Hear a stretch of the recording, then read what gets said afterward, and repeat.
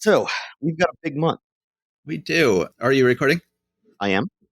Should we go ahead and just do our intros? Let's do our intros. Go. All right. Hi, everybody. I'm Matt. And I'm Steve. And this is Marvel Reread Club.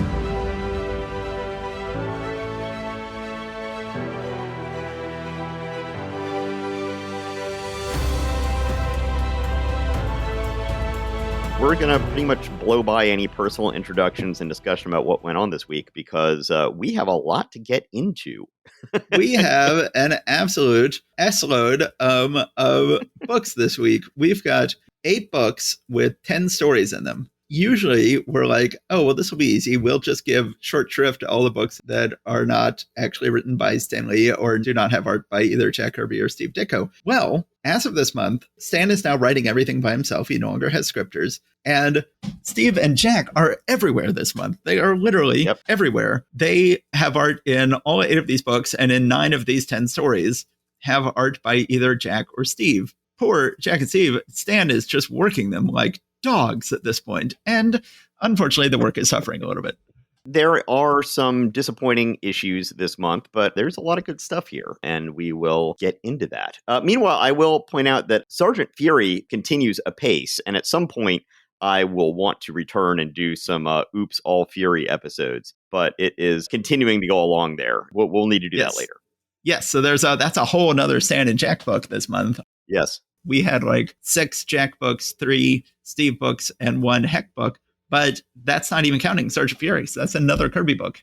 He's working him like a dog. Well, my understanding is that Jack in particular would just be like, hey, man, whatever work you can give me, I want to be able to feed my family. So I think there's a reason why he comes back to 2 of the books he left this month, as we'll see. I'm assuming that this episode will surely be split into 2 because we're doing 10 stories. Let's go ahead and start with Amazing Spider-Man number 6.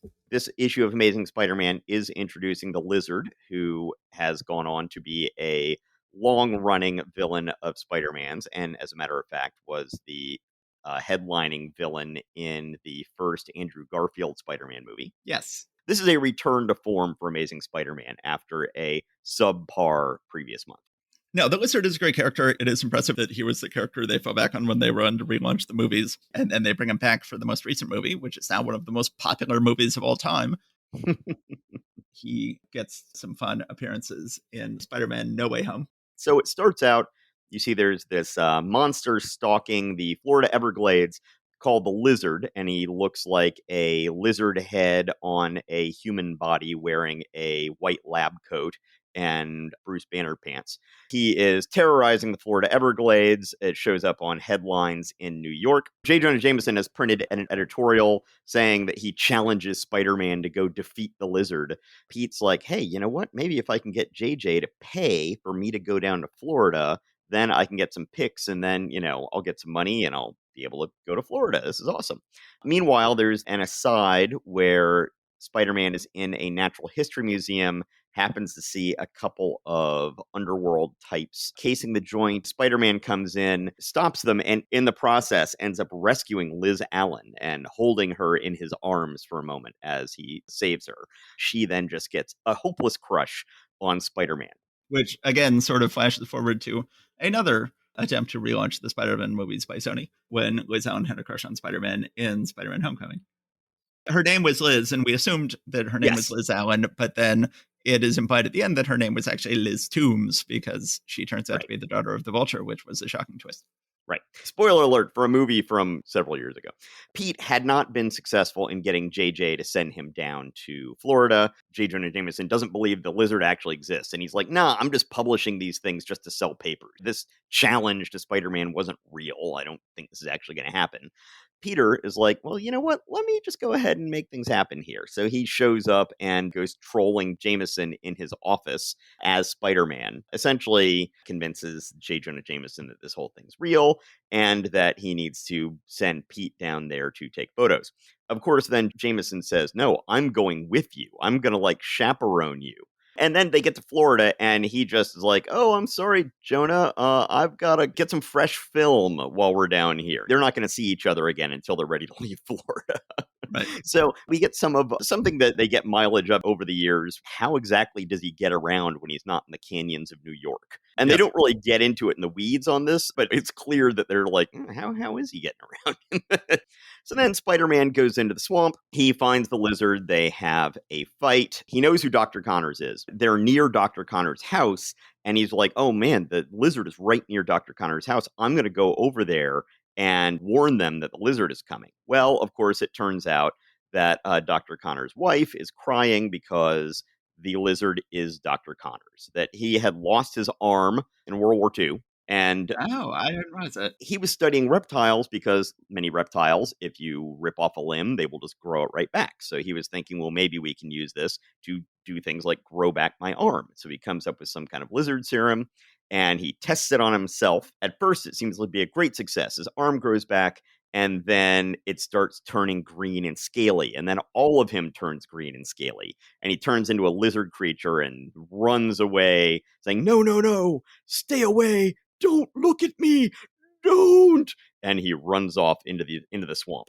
He then has enough of his brain left at this point to, essentially tell his family, look, forget me. I'm hopeless. Take my son and leave here and never come back. But then meanwhile, his brain seems to be devolving a little bit into more lizarddom, although he can still speak and still has some scientific knowledge. He does end up seeing his son, who is scared of the lizard man. I don't think the son knows that that's his dad at this point. I'm not sure. No, I don't think so. Spider-Man then rescues the kid from a snake that's about to get him, and the lizard is then protective of his child, even though he had told them to get away. So then they have another little bit of a skirmish. Spider-Man goes back to Connor's house.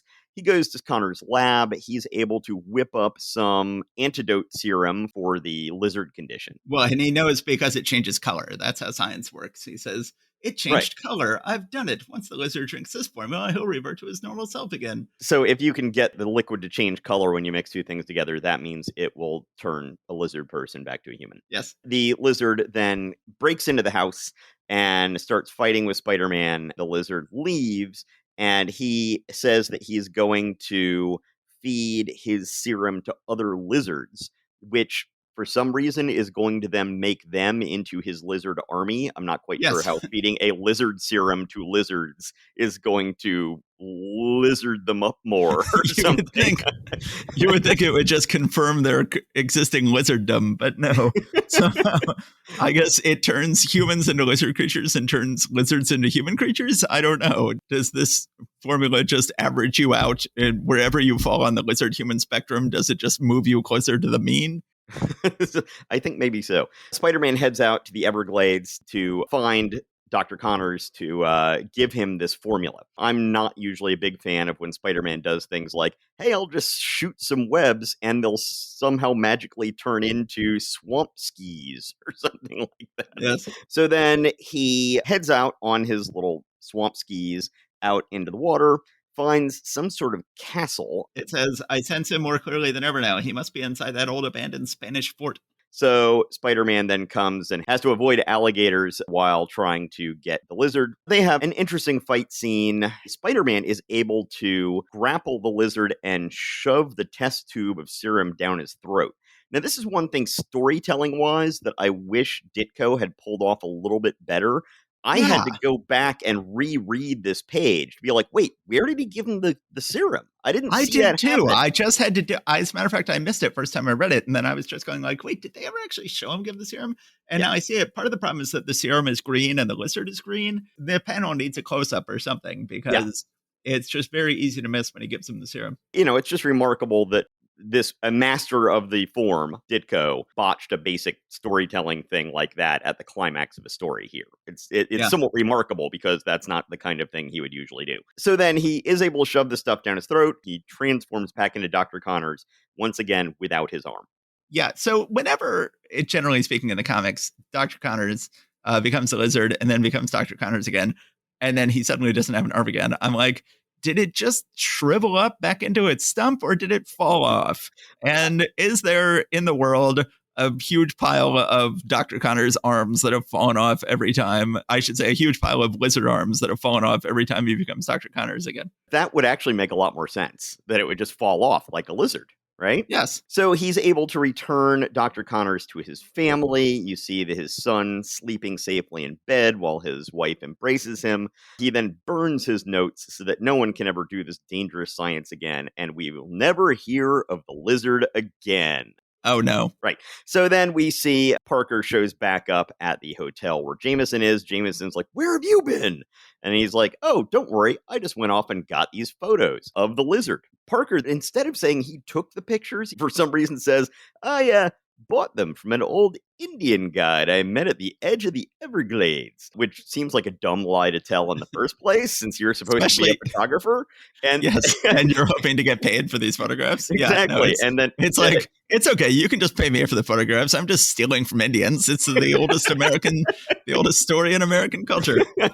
it's, American is apple pie. But it ends up backfiring on Pete because Jameson thinks that these are fakes and he rips up the pictures. Now, of course, Pete would still have the negatives. And I'm sure that other newspapers would be happy to print these things. But, just, oh no, he ripped up my pictures. They fly back and Jameson is saying, no, I'm not paying you for this trip. And as a matter of fact, since you screwed this up so bad, you now owe me for your plane ticket in the hotel.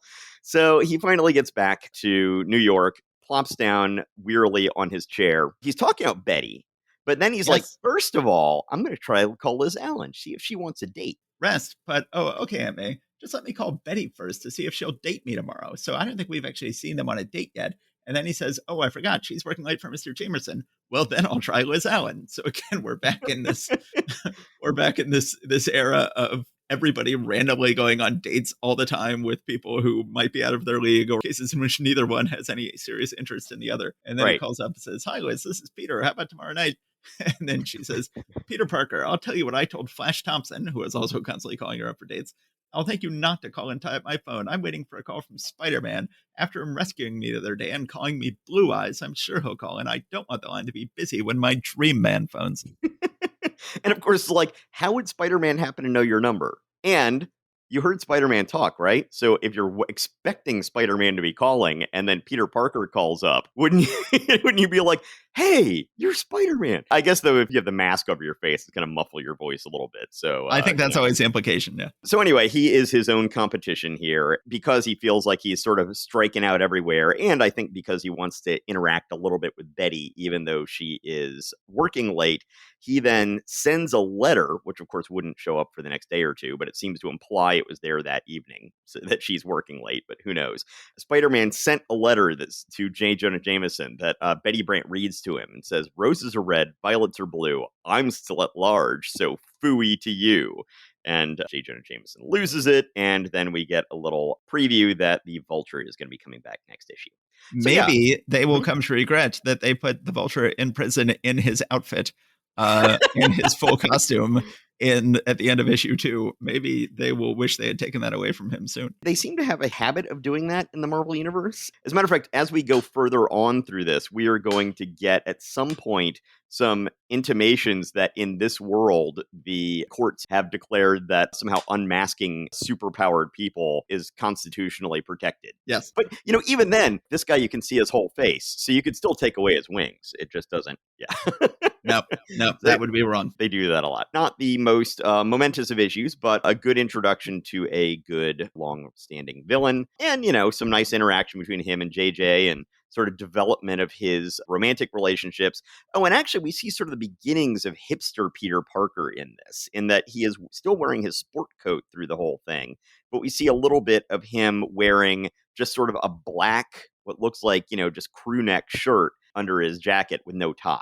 That's true. Yeah, he's ditching the tie. It's actually a fairly hip look. It looks almost sort of like a mock turtleneck kind of thing. Yeah. It's interesting. The beginning of a little more confident Peter Parker here. I think later they'll just go ahead and have the Lizard be New York based like everyone else. I think the Lizard's family moves to New York. It's on the one hand a bit refreshing to have, he's not saving New York for once, he's saving the Florida Everglades, but it takes a lot of effort to get him down to Florida and back, to get him and JJJ down to Florida and back. It's usually one of my pet peeves that, if somebody who is a superhero goes to another location and he is there publicly as his other identity, and then suddenly that superhero shows up there, you might be able to get away with that once. But in this case, they actually do sort of give it a really plausible explanation as to why they would be both in the same location at the same time. So I will give Yeah. them that. It's a nicely drawn issue by Ditko. It's nicely written by presumably Lee and Ditko working together. I think that Liz Allen having a crush on Spider-Man is a lot of fun. It's just another world in terms of like, I'm going to call up every girl I know and ask them all to go on a date for the same night. It's a lot of fun. It's not as amazing as some of the earlier issues, but it's still very good. After a downward swing last issue, it's on its way back up. Yeah. Let's go and do Fantastic Four number 20. Once again, we do not have Ares inking the cover. I guess this is, I didn't look it up. You were saying you think this is George Bell. Yeah, it looks like George Bell to me. It might be Ryan again. I warn the four of you not to defy the Molecule Man. Back Torch back. He's far more powerful than we. He wants us to attack him.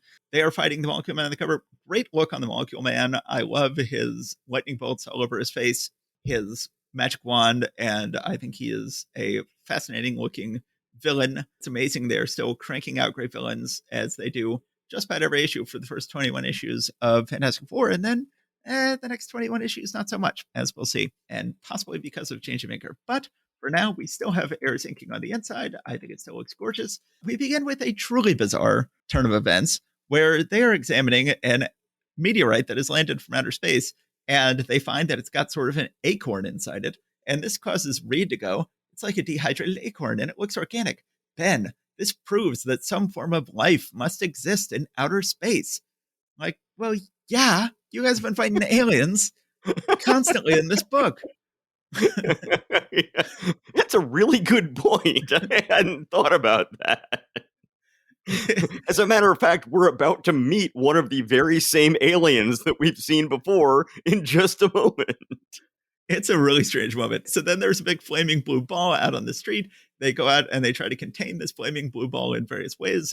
Gorgeous art of Reed becoming a cube, trying to stop it. They finally just enter into the flaming blue ball, and it turns out this is just the Watcher's way of getting around. He was trying to lure them into the ball so he could have a little conversation with them. The Watcher what color is the Watcher on yours? The Watcher is pale yellow. Okay, yes. Which is sometimes their color for Asiatic characters, but he does not have Asiatic features. I like the way the Watcher looks here. He still looks like really weird. Mm-hmm. It's funny. The Watcher is one of these characters that is never on model. Right. The size of his head just wildly varies. Eventually, and what if, he'll just sort of become like Mr. Clean. He looks like a well-fed Roman dude. Yeah. But depending on who's handling him. Because then other times he can look like this really weird alien baby head looking thing. I like him, Alien Babyhead. Yes. This is Alien Babyhead Watcher, and I like Alien Babyhead Watcher. Yes. He is a freaky weird guy with beautiful ship, as always. He warns the Fantastic Four, you're going to end up fighting this guy who is, I think, is not named yet. I'm only a cog in the wheels of Acme Atomics Corp.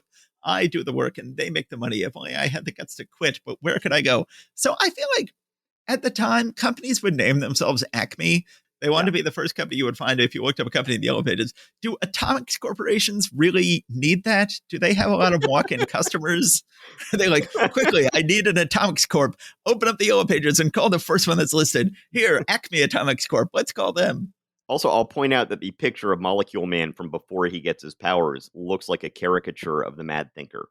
Yes, and then he never actually looks like that in the comic, presumably because most of that hair gets burned off. So then it turns out that he has the ultimate power. He is, and they do acknowledge this, the most powerful villain the Fantastic Four has ever fought, probably will ever fight, because he has complete control over all molecules, which is to say all matter, although it will turn out not all matter, as they will eventually figure out.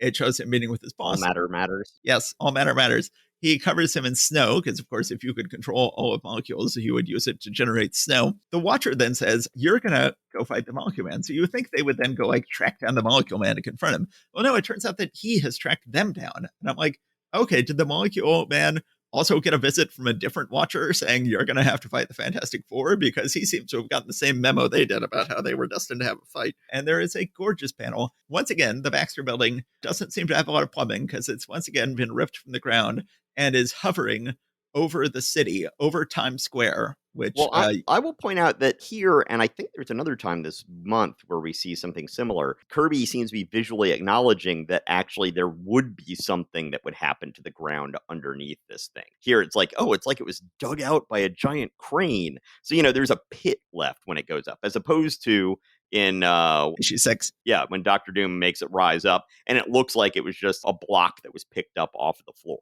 Baby steps. Baby steps, indeed. Super giant baby head steps.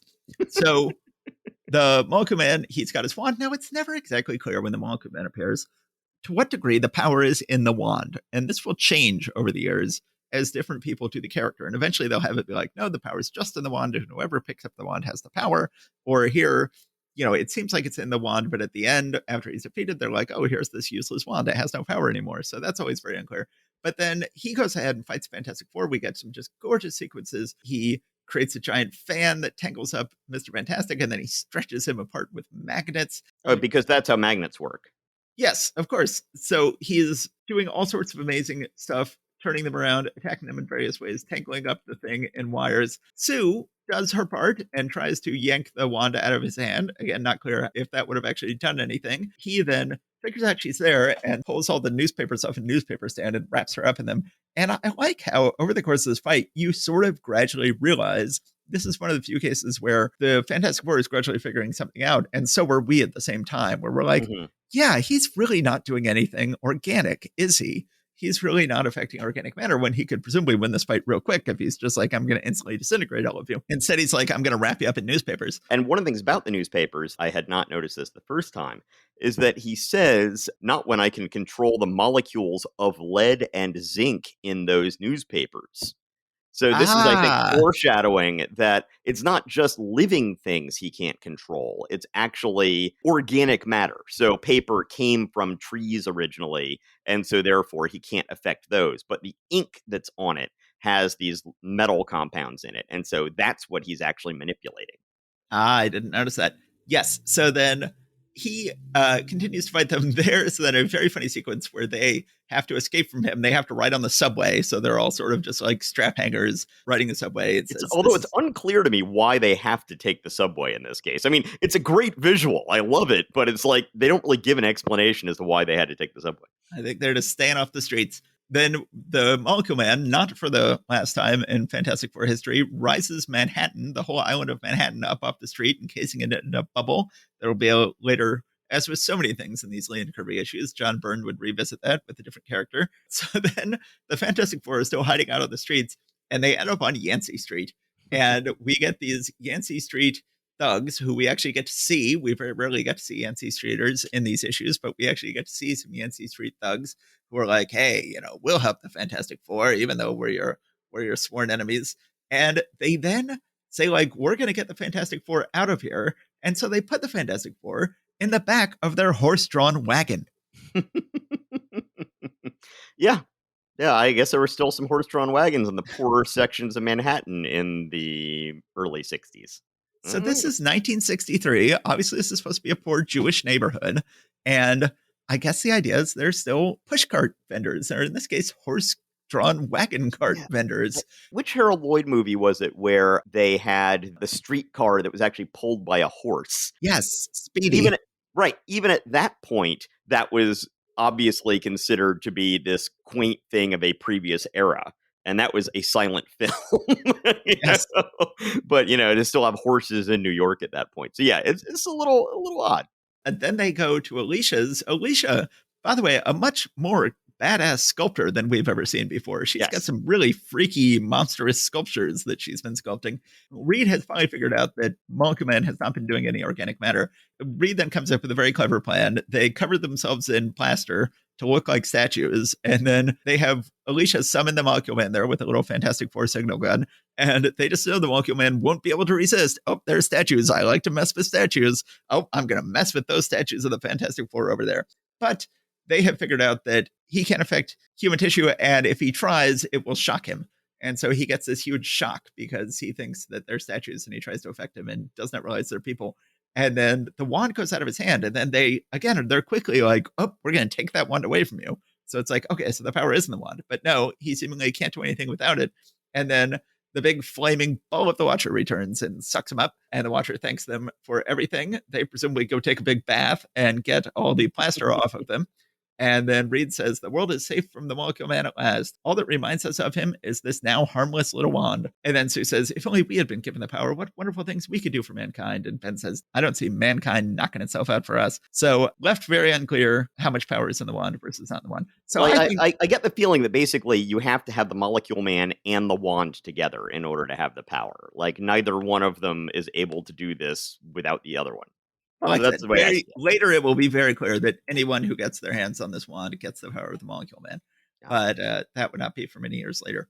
So then we get to the letters page. There is a letter from the Fantastic Four fan club, courtesy of the secretary of that fan club, who is one Mr. Mark Grunwald, who will go on to be a major Marvel writer and editor in later years. We also have our first letter from a gentleman in Bayonne, New Jersey, who had yet to add an extra R to his name. This is a letter from George R. Martin, aka George R. R. Martin. He is raving about Fantastic Four number 17. He says, in what other comic mag would you see things like a hero falling down a manhole, a heroine mistaking a toy inventor for a criminal, and the president of the USA leaving a conference that may determine the fate of the world to put his daughter to bed? Then there's your cover boast, the world's greatest comics magazine. Brilliant. So, young George R. R. Martin, a awkward young Italian-American child living in a housing project in Bayonne, New Jersey, falls in love with Marvel Comics, writes in. Of course, he will later have his first successful book series will be set in the world of superheroes, the Wildcard series, and then will only eventually make it into fantasy novel writing. And here he is. Well, there you go. Some of my thoughts on this issue. One of the things is that, once again, the Watcher always tells us how he's sworn never to interfere, except every damn time we see him. Every time. I think this is a great issue. I think that Kirby is always at his best when he figures out ways to have villains that will just allow him to unleash his visual creativity. Oh, yeah. Especially twisting Reed into different shapes. I think he always needs villains who can twist Reed into different shapes, as the Molecule Man does here. The Molecule Man becomes a very interesting character over the years when he comes back. They'll eventually realize if he's just a bad guy, then he's going to defeat the entire world immediately. So they have to make him a more morally complicated character. He is later useful in Secret Wars 1 and used him better in the much maligned sequel, Secret Wars 2, where he is like the only good element of that series. And they actually get some good use out of him there. And neither of which are to be confused with the Secret Wars that happened in the 2000s. Yes, not the 9-issue Secret Wars Volume 2. I mean, Secret Wars 2, not to be confused. Right. Yes. And we are thoroughly confused at this point. Oh, that's right. And the one last thing I had to say about this issue is I think it's pretty cool that they actually involve Alicia in defeating the bad guy. Yeah. Not only is she a much more fantastical sculptor at this point, she's actually helping participate in some of the super adventures to some extent. And we'll see that more at various times in the future. Most notably, I think, later when the Silver Surfer shows up. Yeah, and it's just a very clever issue. It's very clever how they figure out what's going on with the villain, and then their method for defeating him is very clever and fun. Yeah, let's move on to Journey into Mystery. Our one non-Kirby or Ditko story this week is the first story in Journey into Mystery, not the second story where Kirby shows up, but the first story, which is just by heck, is our only non-Kirby Ditko story this week. All right, well, since I have to make it through this quickly, then I actually took relatively extensive notes on this before I realized that taking notes that extensive doesn't make any sense. I may just go through my notes here. We start out with Thor throwing a temper tantrum over Jane. Then he turns back into Blake and gets all weepy as he remembers her departure. He's decided he hates Thor, but then Odin summons him to tell him, just get over it. She's immortal. That's just the way things are. So then Blake says, okay, I need to get this out of my head. He goes on a trip to India, oddly enough, to put her out of his mind. I must get away. To forget. I'll go to some distant land where nothing will remind me of the girl I've loved and lost. Now, when he shows up there, he's like, oh, I just happen to be in the same town as my mentor, who is this Albert Schweitzer type character. I'm like, I'm sorry, wouldn't it make so much more sense if you had gone there to visit your mentor rather than just seemingly picking some random country on a map that is just falls in the category of someplace very far away? And then you happen to end up where your mentor was? It's rather silly.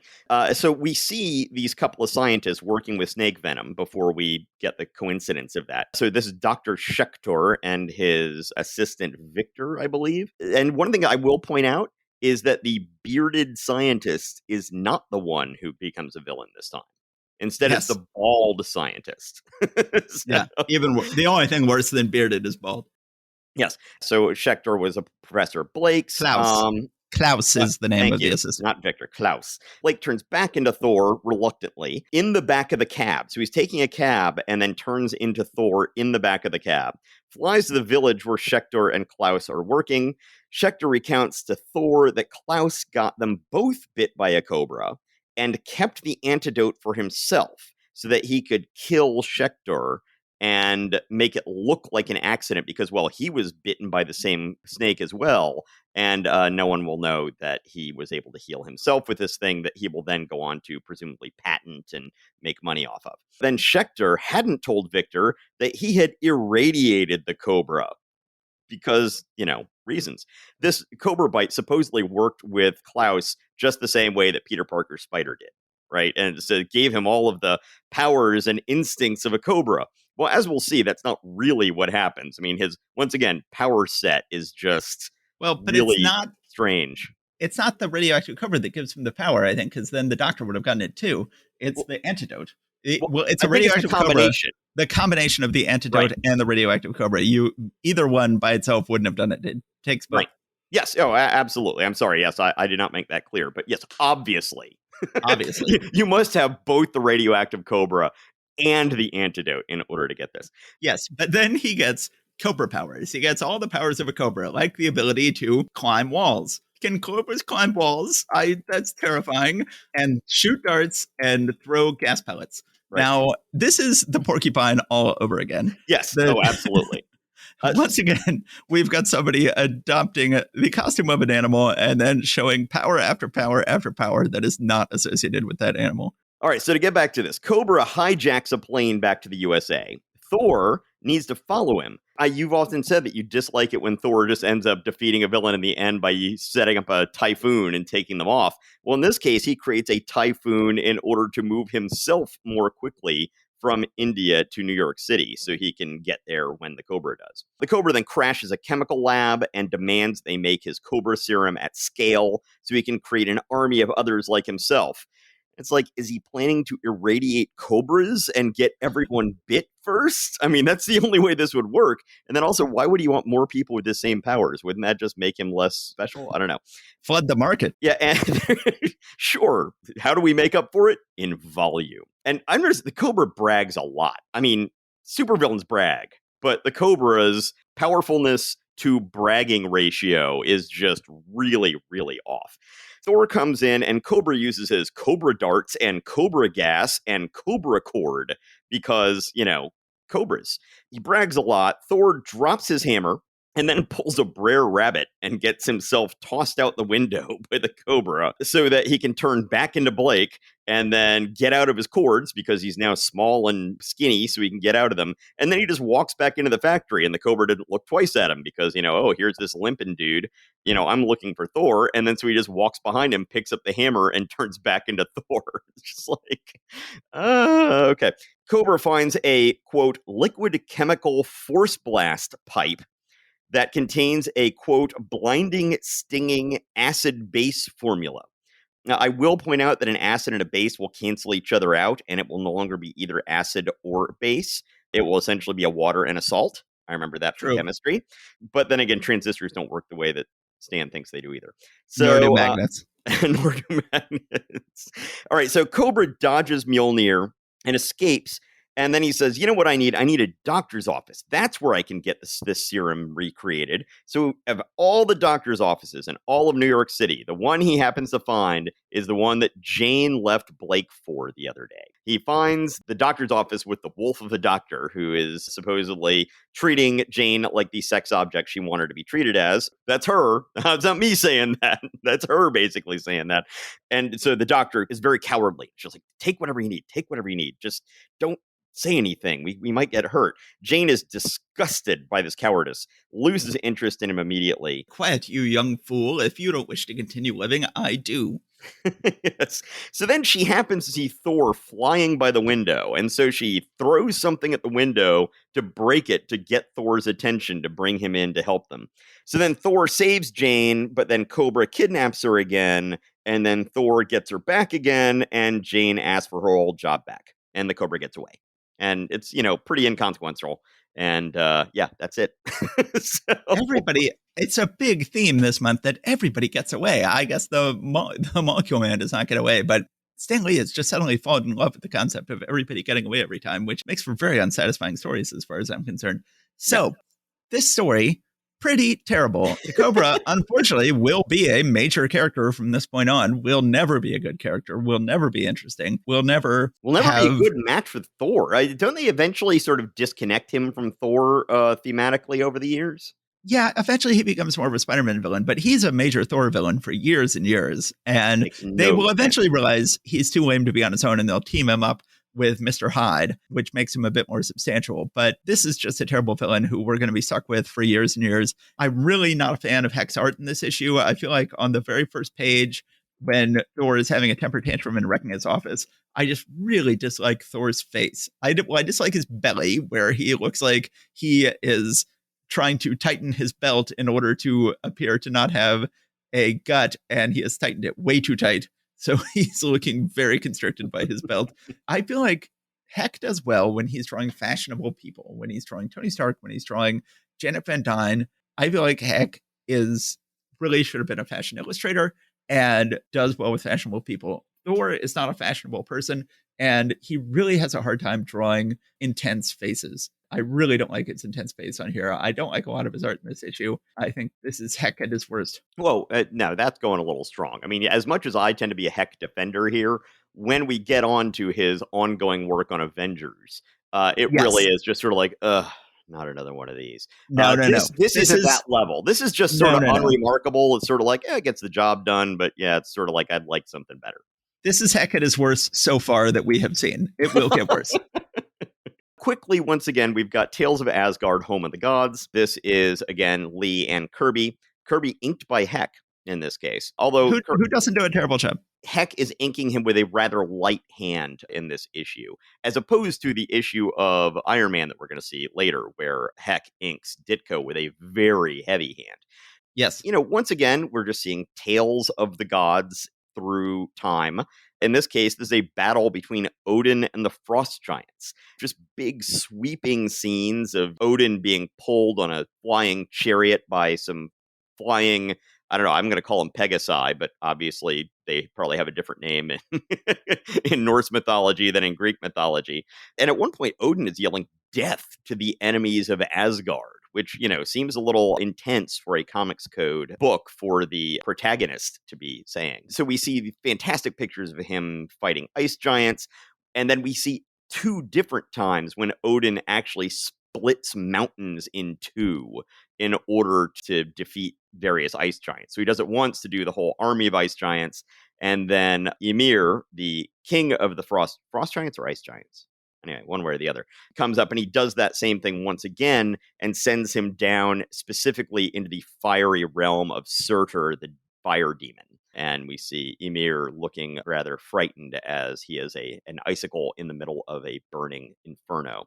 And then just a very regal picture of a somewhat younger Odin sitting on a throne. Fantastic helmet, fantastic throne. The helmet it's okay. It basically looks like a slightly fancier version of Thor's helmet.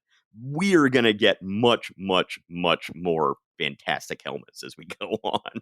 Yes. And also, gloves. He often goes overboard on the gauntlets that he's got, too. So, this is our first real look at Kirby's majestic Odin with his majestic regalia sitting on a majestic throne, which is a nice little thing. So we're going to get much more of that over the years. Not much to speak of in the story here, just basically Odin kicking a bunch of frost giant butt and rending mountains in two and looking awesome doing it. Yeah, it's so good that even when Kirby isn't doing the Thor comic now, we're going to have him in the back doing comics he loves to do, the history of Asgard. And I think this is a gorgeous story. I think this is just a wonderful story to have.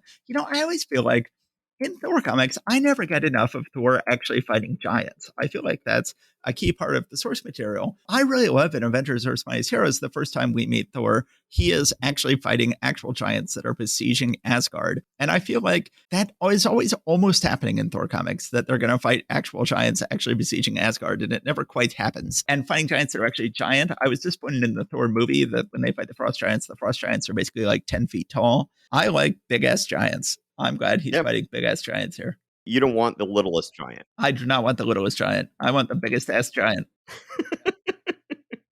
All right. I think Strange Tales is next. Yes? Yes. Let's go ahead and do Strange Tales. So we had said before that Kirby was surely now gone for good from both Strange Tales Human Torch stories and from Ant-Man stories. Well, it turns out he is back on both this month. He is back for a very good reason. He's back on Ant-Man because they're relaunching the book as Giant Man, and they want to have their best artists on the book for that. He's back on Strange Tales because of the guest star in this issue, who is none other than, or seems to be, Captain America, who has not been seen at all in any of the modern day Marvel comics. He was a big star of Marvel comics for the 40s and then very briefly in the 50s when they very briefly tried to revive their superhero line. And surely people at this point were starting to think we're never going to see him. And now suddenly he is back on the cover, but he is now a bad guy fighting the Human Torch on the cover. He says, impossible though it seems, one of the most fabulous superheroes of the past is now my enemy. From out of the golden age of comics into the Marvel age, Captain America returns to challenge the Human Torch. We then jump into the issue. This is... Wait, before we get into that, on the cover, what color are the ersatz Captain America's shorts on the cover? They're sort of very dark blue. In the comic, they're going to be red. Yes. Which is going to be just so wrong, so off model. Well, I think that's deliberate. That's to be like to throw out there like, hey, don't worry. There's something wrong about this guy. He's wearing the wrong underpants. And Maybe. So that's my assumption here, was that that was a deliberate thing to sort of call out that this isn't the real Captain America. Oh, that's funny. Maybe. So then we jump into the book. And so written by Stan Lee, drawn by Jack Kirby, who is back on this book, inked by Dick Ayers, who has been both a penciler and inker on this book and is now demoted back to just inker. We begin with Johnny practicing his turns as he almost is. You would think at this point he would be the world's greatest turning expert, being hassled by local kids. They then say, hey, let's go to the car show. The car show is going to have an in-person appearance by Captain America. So this is two of Johnny's favorite things, antique cars and 1940s superheroes. But then bad guys show up to rob the show and Captain America is there and he stops the bad guys. So this is good old heroic Captain America we know and love. He mocks Human Torch for not being as on the ball as he is about stopping the bad guys. The head of the Chamber of Commerce is there. As any good Chamber of Commerce head would do, he is wearing a sort of tuxedo with a top hat and a big sash that says Chamber of Commerce on it. Yes. Well, yeah, I mean, of course, the leader of the Chamber of Commerce here in Greensboro walks around with their top hat and sash all the time. I mean, that's how you know. How else are you going to be able to pick them out? Exactly. So then we see Dory Evans again. Johnny goes back to his girlfriend now, seemingly his girlfriend, Dory Evans. And she, as is so often in these comics, is mooning over Captain America. He's my idea of a real man, handsome, modest, strong. I wonder who he really is. This, of course, pisses him off. He flames on. He burns her new linoleum floor. I have a speech impediment for saying my L's, so that took a lot of courage for me to say linoleum. So then... have we talked about that before? How both of us had that same particular speech impediment as kids? Oh, I didn't know you had it too. Oh, we yeah, have absolutely. all the same conditions. For me, it was that, and it was S's. So my tongue wants to go between my teeth for S's, and I never had S's. I only had L's, which was a big problem. And they said, "You've got the speech impediment. You need to go to speech classes. You need to work on this." And I was like, "Yeah, whatever, you old bag." And then I just refused to work on it, just ignored it.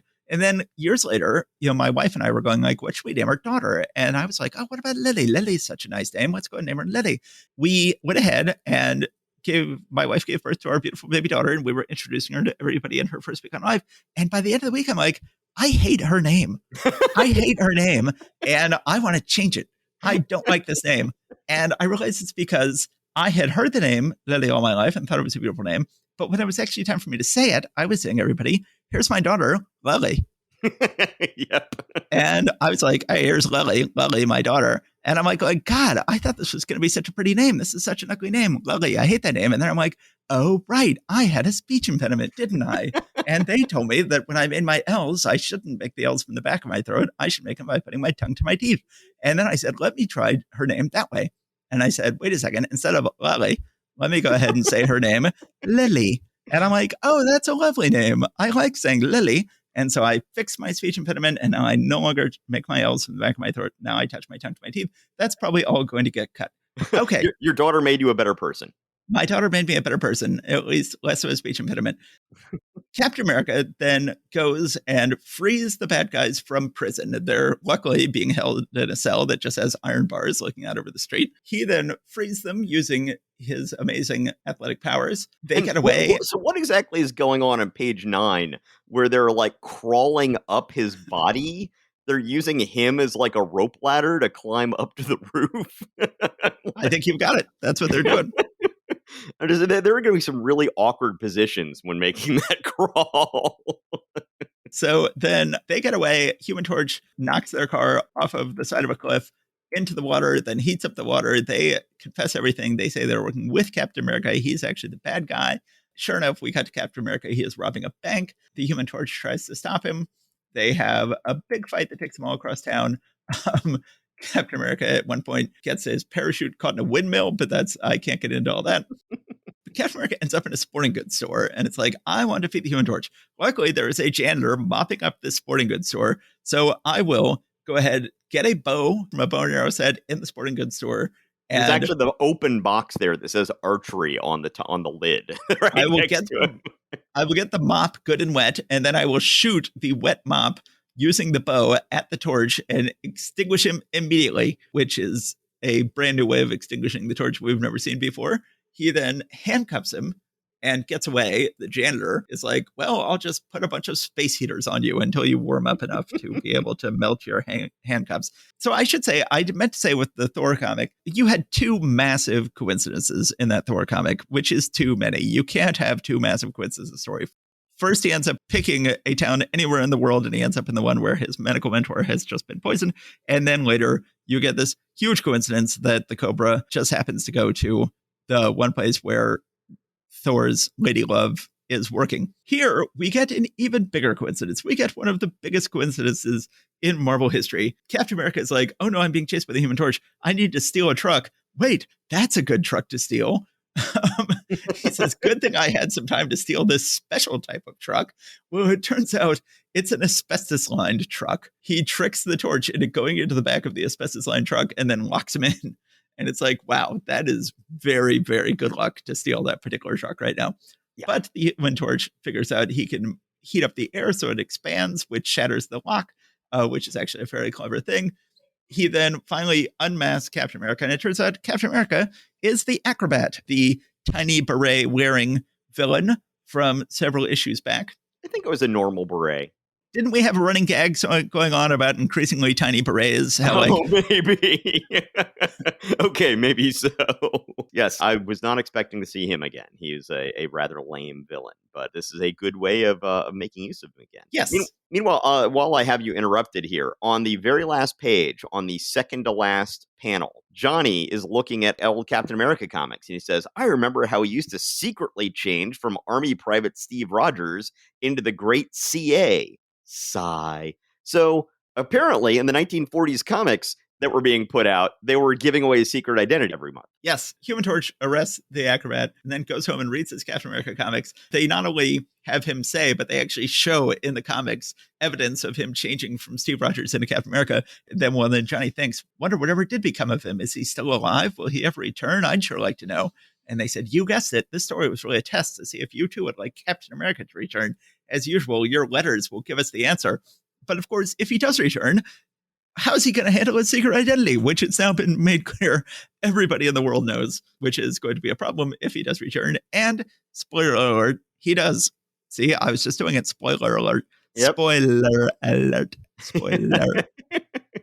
Yes, spoiler alert. So I thought it was so fun to have Kirby back on the book. I thought this was a fun story. I think it's got, some of Kirby's zany visual imagination, such as using the bow and the mop against Human Torch. And there's that one thing you didn't mention because, we needed to move through quickly, but that floating platform thing that he was going up to, it's another just weird Kirby visual. And then the windmill that his parachute gets stuck in. Just, lots of interesting Kirby zaniness. I love Dory Evans' pants, by the way. She is wearing some some adorable pants. I think this is a fun issue. And obviously, it's just great to get a hint that Captain America is coming back. I think every time they've relaunched the Marvel Universe in any way, they're like, can we actually still get away with Captain America? And each time they've sort of been like, no. And then they've been like, oh, hell yes. And here in the Marvel Universe, they're like, we're going to bring the Human Torch back in a different form. We're going to bring Namor back. We're going to bring various people back, but we can't bring Captain America back. He'd be too corny. It'd be too silly. And then they come up with a great way to do it with the Man Out of Time aspect of the character. Later, when they're doing the Ultimates, at first they said to Mark Millar, we can't do the Man Out of Time thing. Let's just have, there be a new government program to create a new Captain America and do it that way. And then Millar was writing it that way and then was like, no, I think I do want to do the Man Out of Time element. And then sort of had to reluctantly convince Marvel, no, we can still do this. We can still make Captain America work in his old corny version. And then when they made the Marvel Cinematic Universe, I think that at first they were like, oh, can we actually make Captain America work? And at first they're like, well, we'll just do him in World War II. And we don't know if we can get him to work in modern day. And then, of course, with the second Captain America movie, boy, oh boy, did they master getting him to work in modern day in really sort of brilliant fashion. So I think they're sort of stuck with this very sort of corny character who every time they commit to doing him, they hit him out of the park. So, which we're about to see the real Captain America return in Avengers #4. Yep. We then get to the second half of the issue, Doctor Strange, Master of Black Magic, the return of the omnipotent Baron Mordo. So this is a fairly disappointing story. I'll go ahead and jump in and say it's written by Stan Lee, art by Steve Ditko, but it's basically just a retread of the previous time we saw him. So it is great to have Doctor Strange back. He was gone for 2 issues. He had sort of a 2-issue tryout and then seemingly failed the tryout because he was gone for the next 2 issues of Strange Tales. He is back here. It's good to have him back. Good to have Ditko back doing the art and presumably most of the plotting as well. But the story is a little disappointing. Once again, Strange gets a call from someone who is luring him into a trap. It turns out it's actually Baron Mordo. Doctor Strange goes to this man's castle, Sir Bentley's castle, on a dark, foggy London street. I don't think London actually has castles. I think that generally the castles are outside of London, but this is a London castle. Yeah, I guess like you do. There are a couple. I mean, I guess. Well, no, I guess they aren't even called castles, even though they are castles. Tower of London and Buckingham Palace are both kind of castles. But yeah, you're right. Then Baron Mordo comes in and says, yes, it's me. I've trapped you, and now I'm just going to leave you alone here, where you will presumably be stuck standing still forever. It's not like you have mental powers of any sort. It's not like you can reach out to anyone for help. But of course, the Ancient One actually reaches out to Doctor Strange, says, I can fix this. And he's like, no, thanks. I don't need your help. I'll be just fine. Instead, I'll reach out to whoever has magical powers near me, reaches out to the daughter of the woman whose castle he's in. She turns out to have some latent magical abilities. He summons her. She puts out the candle that is freezing him. She says, oh, my father died 10 years ago, which causes Strange to realize, oh, this was all a trap from Baron Mordo, as if he hadn't figured it out so far. So she is set up as an interesting character, this woman with innate magical abilities who lives in London and seems to have some sort of spark a little bit with Doctor Strange. You'd think she's going to be a major character, and she does return. She returns many times, but never becomes like the full-on love interest she seems like she might be. Then you get this sort of just lame ending where Mordo shows up and Strange is like, well, let's fight on the astral plane. And they have that whole fight on the astral plane just condensed into one panel, which ends in Mordo disappearing in a poof of smoke. We had a much more interesting astral plane fight between the two of them in the last issue that Doctor Strange was in. He then presumably wipes Victoria Bentley's mind, although he said before he was going to do it. We don't see him do it afterwards. And then he has a little sum up meeting with the Ancient One. A not very spectacular story that is a repeat of an earlier story, and not very spectacular art. I feel like this is rather rushed Ditko art. So 2 things about the art that I want to comment on. One is that Doctor Strange's face still looks very Asian to me. It does. Particularly page 2, the panels in the middle of the page. It very much sticks out to me that way. The other thing is Ditko didn't draw the female protagonist's face on any panel. You don't think he did? No, I absolutely can tell you he did not. Maybe there was 1 or 2 where they left it in, but I think they had somebody else redraw her face. I'm guessing it was Al Hartley, but I'm not sure about that. But no, Ditko did not draw her face on, maybe on 1 or 2 small panels where her face is not featured. But no, that was not Ditko. I think he did. I think this is just Ditko trying to draw like he is not Ditko. I think this is Ditko trying to draw, pretty girly faces in a way that he's not used to doing. But you're right. She certainly does not look anything like Liz Allen or Betty Brant, who Ditko is clearly drawing in his classic Ditko style. Well, I mean, it doesn't even look like it's inked by Ditko. Like, no, it kind of doesn't. That's right. That's what I'm getting at. Is that it's not. Well, I don't think it's just that he's. Oh, let me try drawing in a slightly different way here. It's just everything about her face does not look like Ditko. In my mind. Okay. Yes, a disappointing Doctor Strange story, but it's still very happy to have it back. Glad to see Lee and Ditko working on the book, and perfectly fine, but just treading water, a repeat. We're about to get to much more spectacular Doctor Strange stories. Yes. All right, so we've got a long month here, so we're going to go ahead and split it up here. We will be back in our next episode with the rest of the issues, cover dated November 1963. A tragic year in American history, but of course they didn't know that yet at the time. Right. Okay, everybody, thanks for coming out for this episode. We'll see you soon for part 2. Thank you so much, everybody. Stay safe out there.